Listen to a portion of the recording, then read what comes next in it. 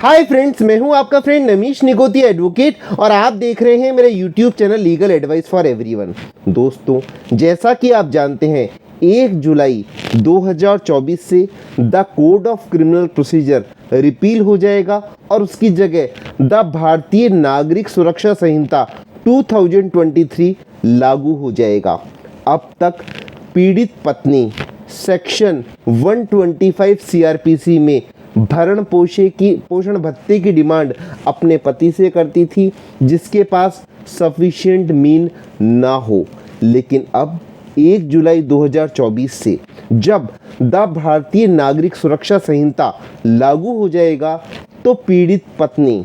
या बच्चे या माता पिता कौन से प्रावधान में भरण पोषण भत्ते की मांग करेंगे, आज के इस वीडियो में हम डिस्कस करेंगे। इससे पहले मैं निवेदन करूं कि यदि आपने मेरा चैनल सब्सक्राइब नहीं किया है तो मेरा चैनल सब्सक्राइब कर लीजिए और यदि आपको मेरे वीडियोस पसंद आए तो उनको लाइक और शेयर जरूर कीजिए।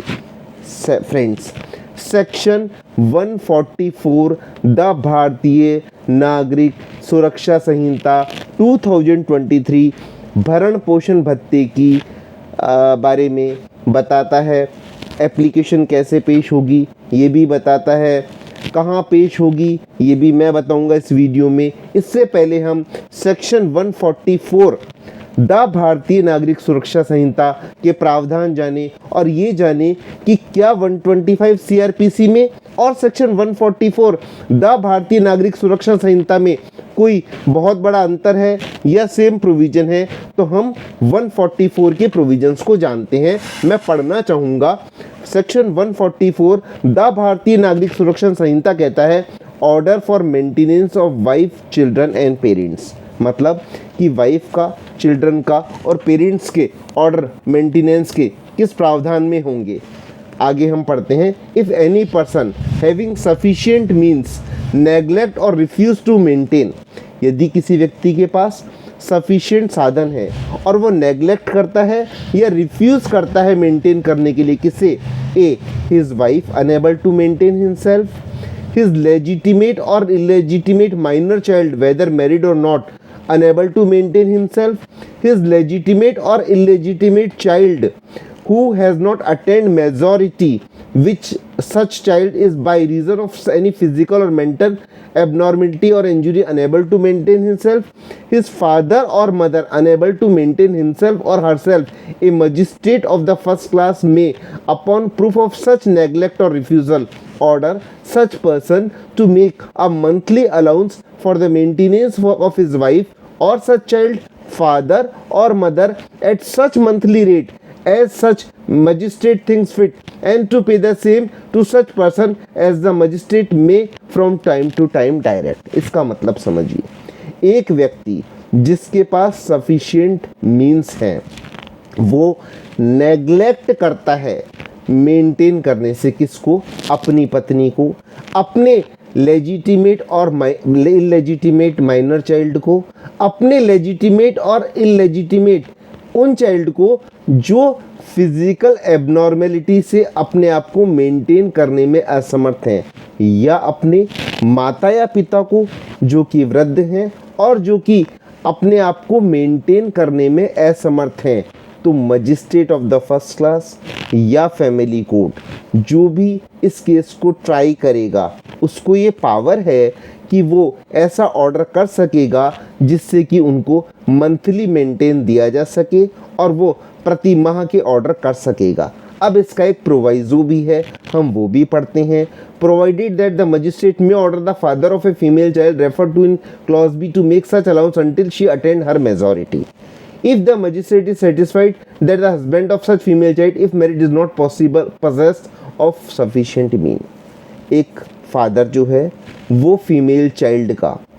अलाउंस मजिस्ट्रेट जो है मंथली मेंटेन ऑर्डर कर सकेगा यदि फादर के पास सफिशिएंट मीन है और हस्बैंड के पास सफिशिएंट मीन नहीं है। प्रोवाइडेड फर्दर, इसका फर्दर भी है, दैट द मजिस्ट्रेट में during the pendency of the proceeding regarding monthly allowance for the maintenance under the sub maintenance of his wife और सच चाइल्ड फादर और mother and the expenses of such proceeding which the magistrate consider reasonable and to pay the same to such person as magistrate from time to time direct। इसका क्या मतलब हुआ कि during the maintenance magistrate order कर सकेगा कि उनको जो भी कंसिडर रीजनेबल अमाउंट है वो कंसिडर करते हैं कि ये अमाउंट दिया जाना चाहिए, तो उतने अमाउंट का ऑर्डर कर सकेगा। Provided also that an application for monthly allowance for the interim maintenance, अब ये बड़ा इंपॉर्टेंट है देखिएगा, क्योंकि इंटरिम मेंटेनेंस के बारे में बताता था during the pendency of the application. Provided also that an application for the monthly allowance for the interim maintenance and expenses of proceeding under the second proviso shall be as far as possible be disposed of within 60 days from the date of service of notice of the application to such person। देखिए हमने second proviso में interim maintenance के बारे में जाना कि during the pendency of the application कैसे interim maintenance मिलेगा। अब हम इस प्रोवाइजो में जानते हैं कि with in 60 days interim maintenance की एप्लीकेशन को मजिस्ट्रेट को करना चाहिए डिस्पोज ऑफ। अब हम जाने कि सेक्शन 144 सब सेक्शन 2 द भारतीय नागरिक सुरक्षा संहिता क्या कहती है। Any such allowance for the maintenance और interim maintenance and expenses of proceeding shall be payable from the date of order or if so ordered from the date of application for maintenance or interim maintenance and expenses of proceeding as the case may be। ये कहता है कि कोई भी order किया हो maintenance का या इंटरिम मेंटेनेंस का, वो कब से दिया जाएगा, या तो वो डेट ऑफ ऑर्डर से दिया जाएगा या डेट ऑफ एप्लीकेशन से, जो भी ऑर्डर किया गया हो उस तरह से दिया जाएगा। सेक्शन 144 सब सेक्शन 3 भी बड़ा इंपॉर्टेंट है। वो क्या कहता है, if any person so ordered feels without sufficient cause to comply with the order, any such magistrate may for every breach of the order issue a warrant for levying the amount due in the manner provided for levying fines and may sentence such person for the whole or any part of such month। इसका मतलब यदि इस order की पालना नहीं की जाती है तो वो प्रत्येक ऑर्डर की अवमानना के लिए, अनुपालना नहीं करने के लिए 1 महीने के लिए या जो भी ऑर्डर हो उसके अकॉर्डिंग जेल में भेजा जा सकता है। सेक्शन 144 सब सेक्शन 4 क्या कहता है, no wife shall be entitled to receive an allowance for the maintenance or the interim maintenance and expenses of proceeding as the case may be from her husband under this section if she is living in adultery or if without any sufficient reason she refused to live with her husband or if they are living separately by mutual consent। कौन कौन सी wife को इस section में maintenance husband से पाने का अधिकार नहीं है।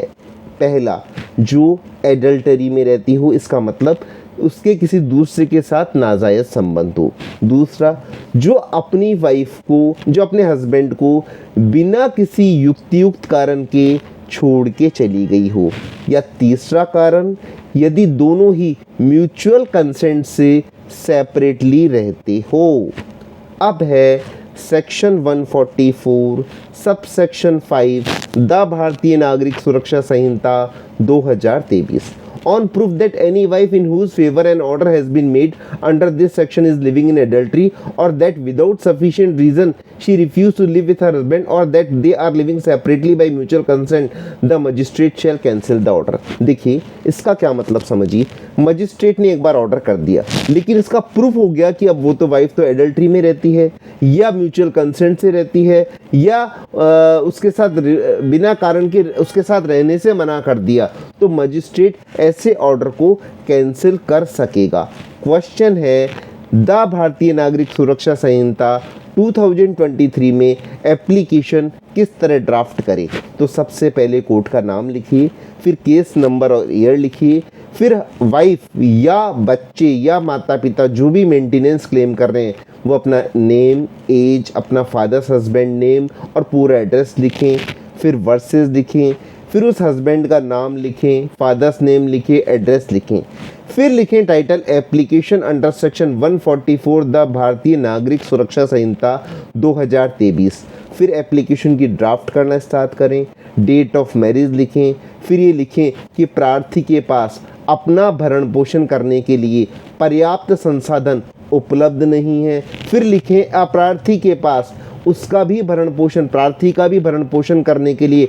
पर्याप्त साधन उपलब्ध है, परंतु अप्रार्थी मेंटेन नहीं करता है, फिर उसमें सारे तथ्य लिख करके रिलीफ मांगे कि प्रति माह इतना भरण पोषण भत्ता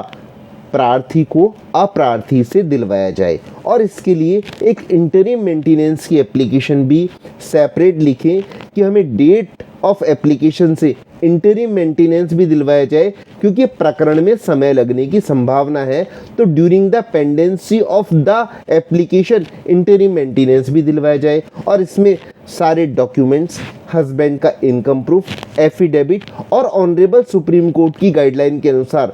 रजनीश वर्सेस नेहा जो जजमेंट है उसकी गाइडलाइन में एफिडेविट पेश करें और इंटरिम मेंटेनेंस सेक्शन 144 में प्राप्त करें। आज का वीडियो इतना ही। धन्यवाद। Thank you friends.